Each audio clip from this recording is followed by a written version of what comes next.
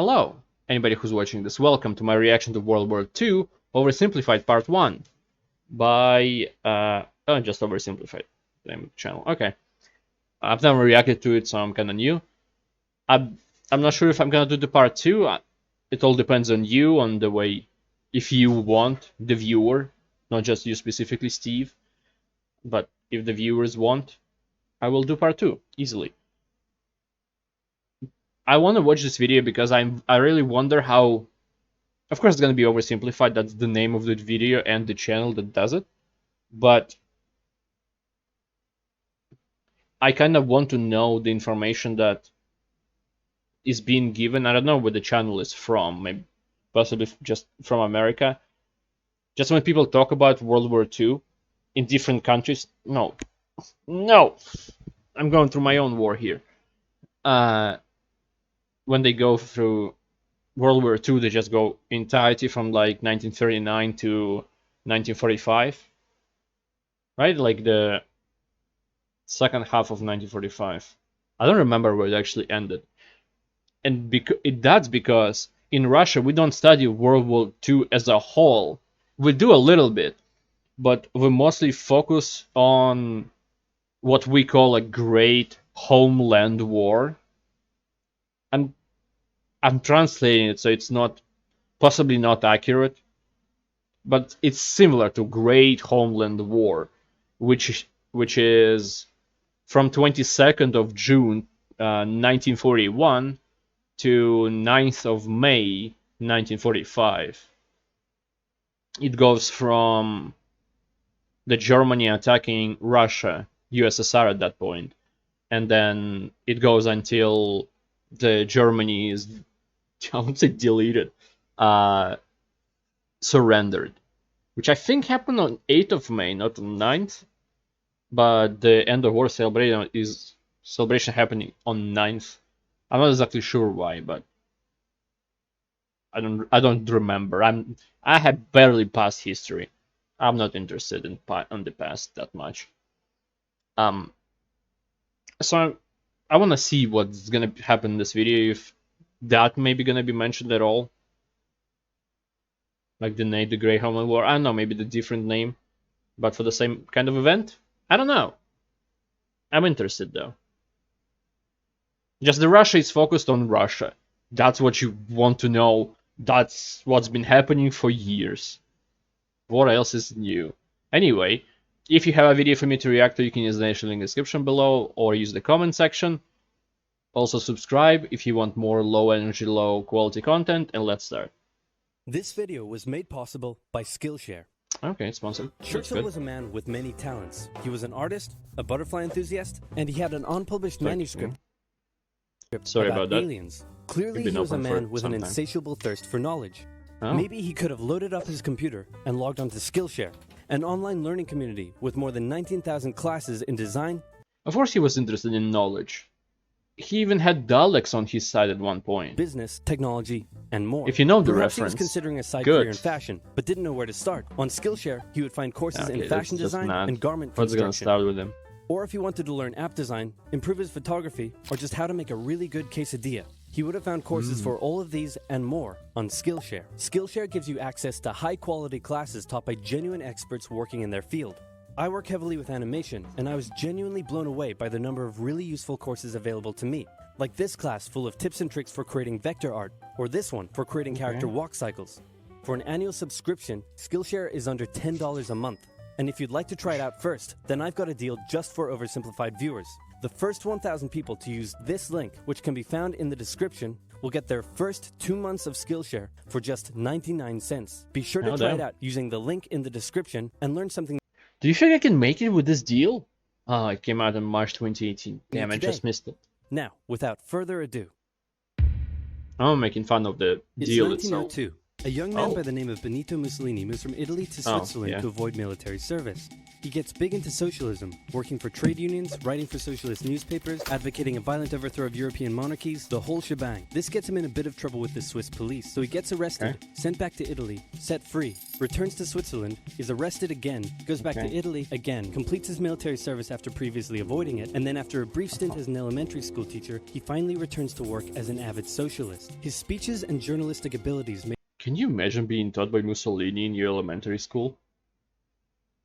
Jesus Christ. Famous among Italian socialists. He was anti-war, so when Italy colonized Libya in 1910, he rioted and got arrested. Then World War I came along, and once again he protested Italy's involvement. But then he thought, wait a minute, this war could bring about the social climate needed to overthrow European monarchies and bring about the socialist revolution everywhere. And suddenly he was pro-war. But his fellow socialists didn't like his new pro-war stance, so they kicked him out of the party. So then he said, you know what? I'm done with socialism. We need something new, not based on class divisions tearing us apart, but based on unity through nationality. We'll conquer the Mediterranean and reunite all Italian peoples, just like the days of the Roman Empire. I'll call it fascismo, and it will guide the Italian nation to greatness. That's all well and good, Mr. Mussolini, but what kind of haircut am I giving you? Let's go with... bold. Oh. I see the animation skill.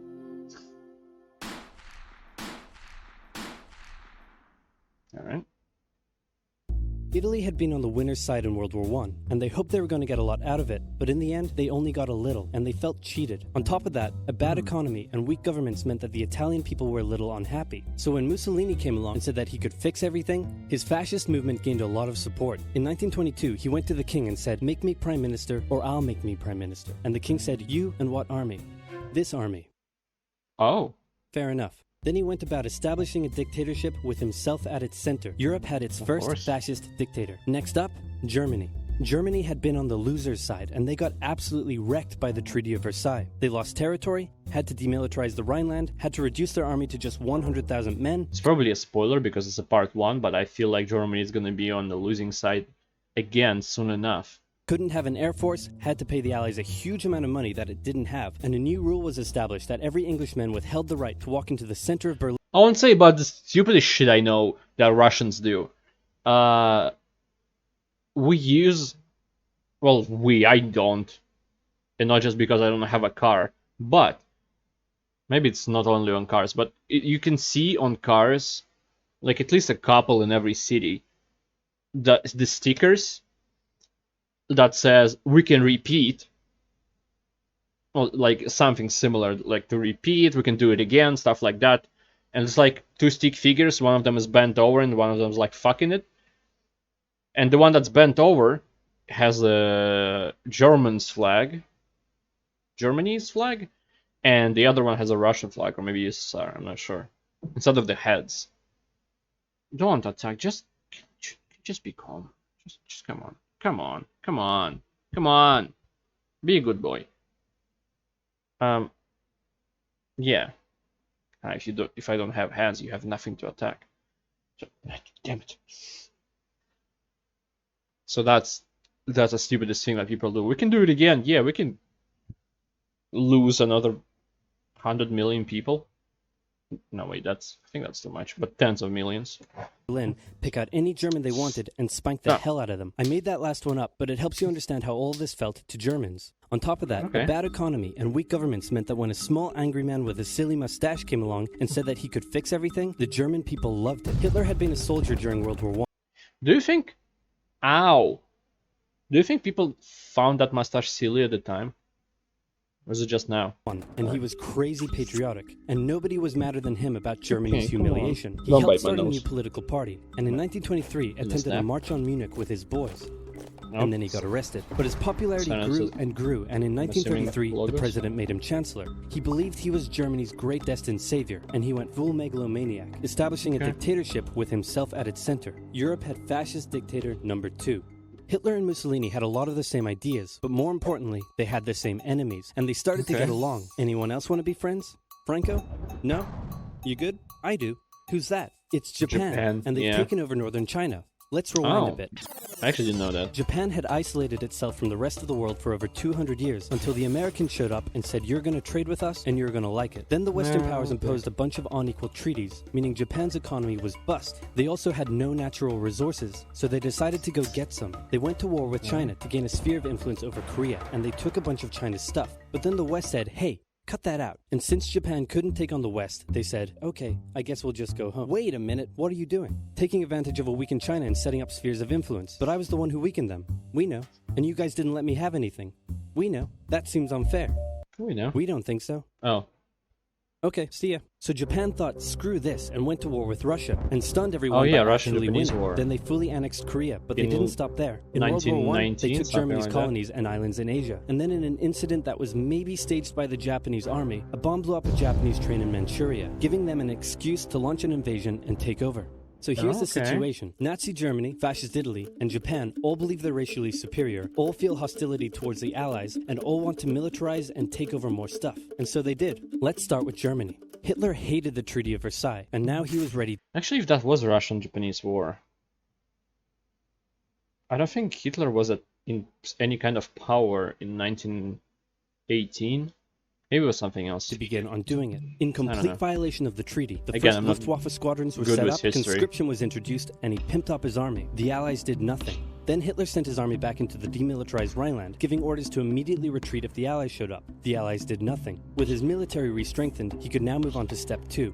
He wanted to rapidly increase the Aryan population, and to do so, he needed Lebensraum. Or in other words, he would have to take over the world. But for now, a good portion of Europe would do, and he began eyeing up his neighbors. The Allies finally started to get worried, so they implemented a fairly useless diplomatic strategy called appeasement. And it went a little something like this. Hitler would say, I want that thing. And the Allies would say, you can't have that thing. Okay, you can have that thing, but no more. I want that thing. And repeat. In 1938, Hitler's army marched into Austria and just took it, with no resistance. Boom, this is Germany now. Next, he demanded to be given the Sudetenland, an area of Czechoslovakia with many ethnic Germans. The Allies held a meeting with Hitler in Munich and said, look, we're going to give you what... Hang on, this meeting is about my territory. Shouldn't I come to the meeting too? No. Anyway, we're going to give you what you want. Really? Yeah. Just like that? Yep. What's the catch? Just sign this piece of paper promising you won't invade the rest of Czechoslovakia. Okay. Then Chamberlain returned home victorious, waving his signed piece of paper in the air, declaring crisis to be... I don't know if that will be here, but in case I forget, I want to say it now. That Hitler? Yeah. It's just in Russian, it's Hitler with a G. Anyway. He signed up kind of the same thing with Stalin at the time. Maybe the only reason, maybe a bit more than that, Russia did not do anything about him invading Poland or any other European countries because there was a petition signed, the document signed that Hitler doesn't attack USSR, USSR doesn't attack him. So, but then in 1941 he still went and attacked USSR. Who'd have thought that he wanted to get the whole of Europe and not just leave a gigantic country just be there? He even came up with a plan to take over in like 7 days, Blitzkrieg. And then he took years and didn't succeed anyway. Be averted and the continuation of world peace, and we built a statue of Chamberlain in his honor, and every day on the 30th of September we celebrate Chamberlain Day. Hitler's invading the rest of Czechoslovakia. What? He's invading the rest of Czechoslovakia. Oh. You lied to me. What do you expect? I'm Hitler. Not to be outdone, Mussolini also wanted to get in on the action. He thought to himself, isn't there a not yet colonized nation somewhere which is so underdeveloped that the people would be defending themselves against our tanks with literal bows and arrows and wooden spears? Oh, there is? Oh. Fantastic. Abyssinia? And so he took it. Italy also wanted to control the entrance to the Adriatic Sea. Oh, it's part of so they Africa, occupied I guess. Albania. Then, in another incident which was maybe staged by the Japanese, gunfire was exchanged by Japanese and Chinese troops at the Marco Polo Bridge, and the Japanese launched yet another invasion against China. They swept through Beijing and Shanghai, and then advanced through the Yangtze Valley to China's then capital, Nanking. It was here that saw the worst of Japan's shock. You wouldn't expect that, like a small country to take over, like, even a small part of a gigantic country in comparison. Atrocities committed against the Chinese people. Back in Europe, Germany and Italy made their relationship status official by signing the Pact of Steel. Then, Hitler turned his eyes towards Poland and the hated Polish corridor, splitting Germany in two. At this point, the Allies really had to put their foot down, and they warned him that an invasion of Poland would mean war. Hitler had planned to continue his advance eastward, but he didn't want to end up fighting a war. That's what, like, maybe I did know, I just forgot, but I feel like I never knew about him conquering Czechoslovakia and stuff like that. Because usually when people talk about it, even if it's not just Great Homeland War, but full-on World War II, they start like with Hitler taking over Poland first, and that's because when he did, that's when the actual war started. And before that, they just were allowing relatively. On two fronts. So for now, he made an alliance with Stalin, saying, how about we both invade Poland and split it between the two of us, and I definitely won't not refrain from not betraying you sometime in the future. Yeah. Sounds good. This new alliance stunned the West. On the 1st of September 1939, German troops entered Poland, and Britain and France declared war on Germany. Yeah. The Poles fought hard, but they were no match for the two giants crashing down on them from either side. Then came I actually had no idea Russia invaded Poland at all. Alright. A period known as the Phony War, where everyone just sort of sat around not doing much. The French had launched a small invasion. That's gonna be later called, between the USSR and America, USA, as an Iron Curtain. Saarland, but they maintained mostly defensive positions, and after a while decided to just turn around and call it a day. Speaking of France, the French were still super proud of their victory in World War I, and they hadn't really moved on from it. They still used horses, they dispatched messages by motorbike instead of using radio, orders from the commander-in-chief were usually pretty vague, and the troops were rarely inspected. They built a line of defenses along their German border, but didn't bother extending it all the way to the Channel, and they wouldn't launch artillery strikes against Germany out of fear of being retaliated against. In a war, they didn't want to attack the enemy. And at first the UK wasn't much better. Chamberlain still naively hoped that the war could be ended diplomatically. Instead of bombing raids, the RAF dropped propaganda leaflets over... Sorry for pausing again, but I guess I assume nothing's gonna be done by UK until... and I forgot his name now. Churchill. I think Churchill comes along. German cities, which one air marshal said likely did nothing but provide the continent with toilet paper for the duration of the war. They also only sent 200,000 men to France, while the French had mobilized millions. Both Britain and France wanted to avoid a repeat of the First World War, and so they wanted to keep the war as far from home as possible. So they turned their eyes north, towards Norway. Neutral Sweden was exporting iron ore to Germany through neutral Norway, so the Allies asked them if they could please stop exporting iron ore to Germany, but this request was refused. Then, the Soviet Union attacked Finland, so the Allies said, how about we land troops in Norway and move them across Sweden to go help out your good pal Finland, and along the way maybe take control of all your airfields. But Norway and Sweden still said no. So the UK mined the waters around Norway to force any transport ships into international waters, and they also attacked a German tanker they found in the area. Hitler realized what the Allies were up to, and he quickly moved to secure his supply of iron ore. He launched an invasion through Denmark into Norway. The Allies rushed to land troops at key ports along the coast, but Germany had taken control of Norway's airfields, and their air superiority decided the fight.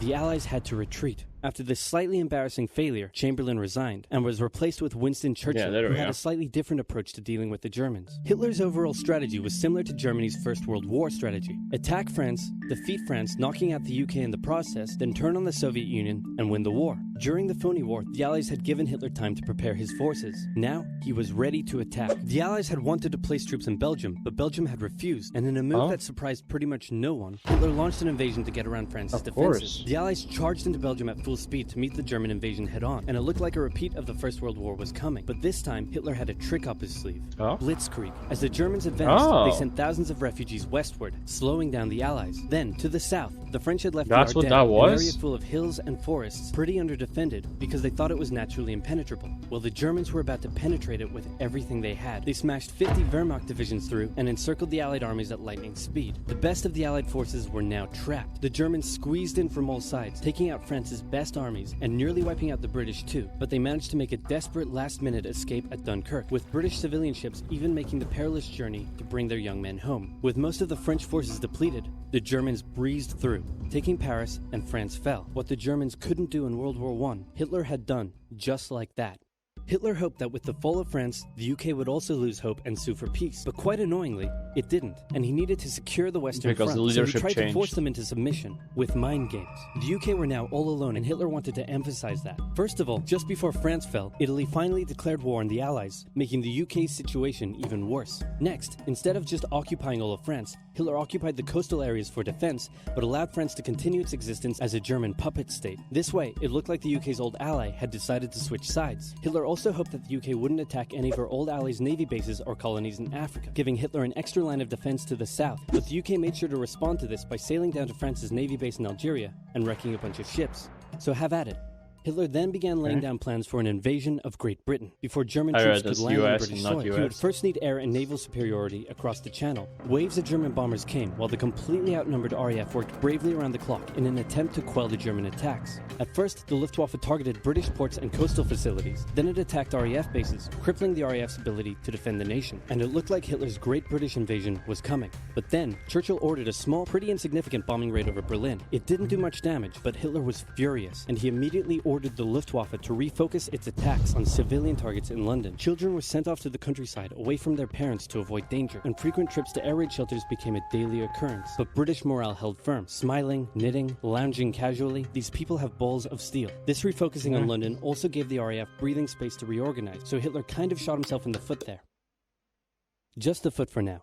Finally, the Luftwaffe sent one massive all-out attack on London, and the RAF successfully repelled it, destroying many of the German aircraft and placing air superiority firmly in British hands. Hitler's invasion had to be postponed, but the bombing of British cities continued for some time. Oh, okay. That was fascinating, actually. And I wish there were about more more timestamps a little bit. But still, it's an amazing video. I actually learned a lot. That I hope is true. That's quite a chunk of dislikes, damn.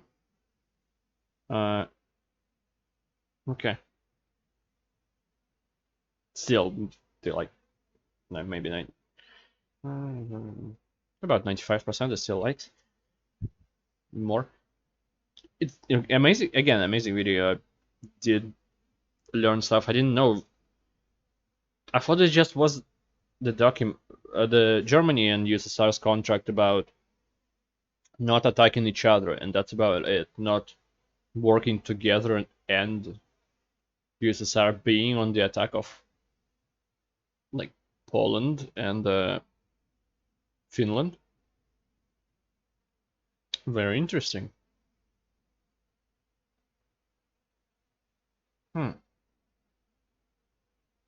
I don't think we were taught that way. I'm not.